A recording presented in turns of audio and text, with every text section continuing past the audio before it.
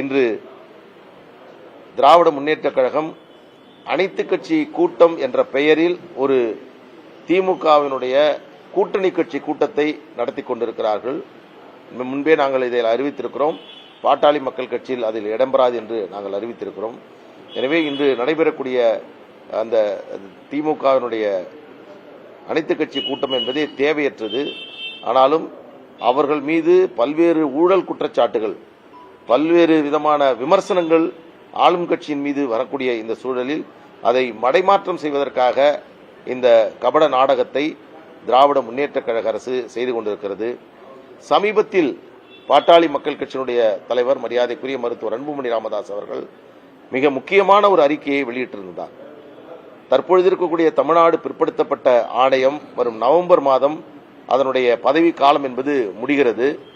அந்த பதவி காலம் முடிந்த பிறகு தற்பொழுது இருக்கக்கூடிய ஆணையத்தினுடைய தலைவர் மரியாதைக்குரிய உயர்நீதிமன்றத்தினுடைய ஓய்வு பெற்ற நீதியரசர் பாரதிதாசன் அவர்கள் இருந்து கொண்டிருக்கிறார்.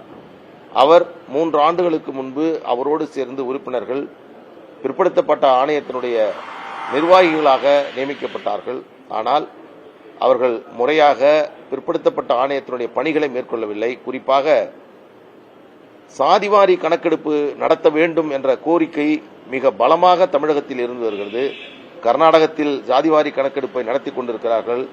அதேபோன்று தெலுங்கானா மற்றும் பிற மாநிலங்களில் சாதிவாரி கணக்கெடுப்பு பணிகள் நடந்து கொண்டிருக்கக்கூடிய வேளையில் தமிழகத்தில் சாதிவாரி கணக்கெடுப்பு நடத்துவதற்கான ஒரு உரிய நடவடிக்கையை தமிழ்நாடு பிற்படுத்தப்பட்ட ஆணையம் மேற்கொள்ளவில்லை.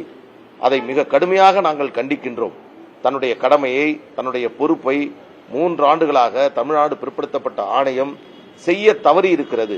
குறிப்பாக பிற்படுத்தப்பட்ட ஆணையத்திற்கு வன்னியர்களுக்கு தனி இடஒதுக்கீடு, உள்ஒதுக்கீடு வழங்க வேண்டும் என்பதற்கான ஒரு டேர்ம்ஸ் ஆஃப் ரெஃபரன்ஸ் வெளியிடப்பட்டு அதற்கான தரவுகளை திரட்டி அரசிடம் கொடுக்க வேண்டும் என்று தமிழக அரசு பிற்படுத்தப்பட்ட ஆணையத்திற்கு தெரிவித்தது.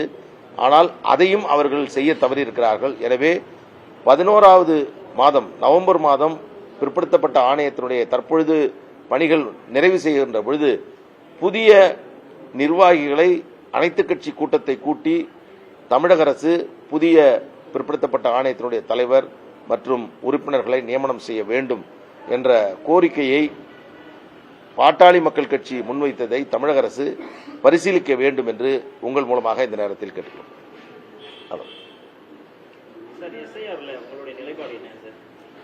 பிறகு பேசும் உள்ளதான் தகவல். நாங்கள் உள்ள கூட்டம் நடந்துகிட்டு இருக்கு.